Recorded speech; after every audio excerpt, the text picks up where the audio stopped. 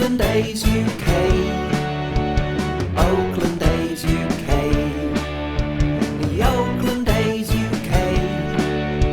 The Oakland A's UK. Hello and welcome to Oakland A's UK. I'm Matt Smith and we're now 2 months on from the painful end to the A's MLB season in 2019. Losing that wild card again, I've just about got over it. The World Series ended up being a battle between good versus evil, and thankfully good won out. So well done Sean and the Washington Nationals. Bad luck Astros, better luck cheating next time. Anyway, we're now firmly in off-season mode and the A's have made a few moves over the last couple of weeks, so a good time to review what's happened so far in the A's off-season. We'll start in the infield. Now, I'm always accountable for what I write and what I say, so let's go back to February and March 2019 and my thoughts on the A's acquiring Jurickson Profar. I know, fingers crossed, there are red flags of course with him from an injury point of view, but I can really see this being a trade that people will look back on in August and say, hey, you know what, that was one of the better deals off the off season. Yeah, that didn't pan out quite as well as I wanted it to, and it's a real shame. Profar has got some talent, but especially in the field, he really struggled. Every time a ground ball went his way, your heart was in your mouth. Where's this throw going to end up? And although he hit some home runs, he was inconsistent at the plate too. So with Profar a free agent at the end of the 2020 season, it made sense for the A's to cut ties, and they've traded him to the Padres. Question therefore is who takes over at second base. Sheldon Noisy was a man in possession at the end of last season and he did pretty well in that place. But we've got two other youngsters there waiting in the wings. One, Franklin Barreto, who we've seen bits and bobs of over the past couple of seasons, and Jorge Mateo, who we've seen nothing of at the major league level so far.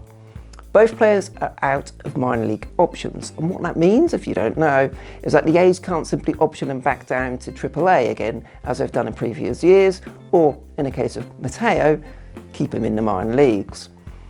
For the A's to move them off the active roster, they would have to offer them up to all of the other MLB teams, and they're not going to slip past them. So it makes sense to give those two guys a go. Let's see what they've got in spring training, and hopefully one or even both will really make a strong claim to make the roster.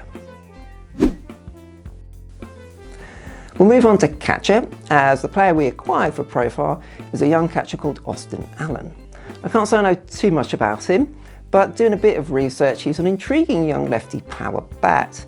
His catching, the reviews are a bit more mixed on, but with Sean Murphy in the fold and our catcher for many years to come, hopefully, as long as he's serviceable enough, catching a couple of days a week, that should be absolutely fine. The only downside with it all is that it means the end of the A's career for Josh Phegley. Now, Feggers has been with the team for 5 major league seasons and he's always done a decent job for us as the backup catcher normally, and in 2019 the main catcher for the first half of the season. We'll always have May 2019 and the great run he put together there, the 8 RBI he hit against Pittsburgh, but any thoughts that might be a new Josh Phegley coming to the fore, that was quickly shown not to be the case, unfortunately. But he's done a good job for us over the years. Another guy we got alongside Semien and Chris Bassett were from the White Sox, so that trade worked out well for the A's. So long, Feggers, farewell, Feggers. Thanks for all you've done for the A's. The A's have been doing some dealing with relief pitches, as always, and the easiest decision of the off-season for the A's was picking up Yusmeiro Petit's option, an absolute stalwart from the bullpen in 2019. Done a really good job, Yusmeiro Petit, so great to have him with the team for another year.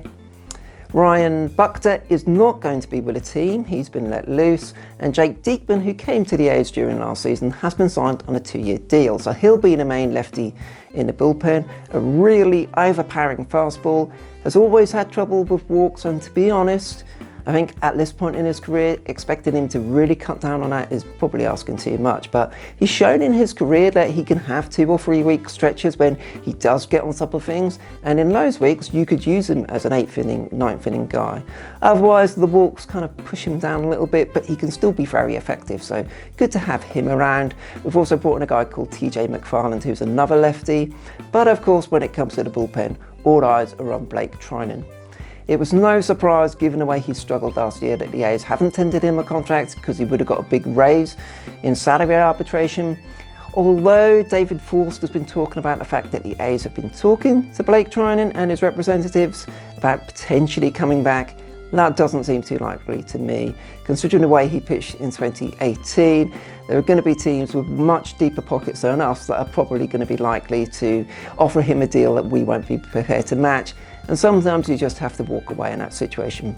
But we'll always have 2018 from Blake Trinan, not only one of the best relief pitcher seasons for an A, but one of the best ever by a relief pitcher. So great job from Blake Trinan. It's a shame that it's come to the end in this way, but yeah, great 2018 season, and hopefully he does well, so long as he doesn't end up with the Yankees.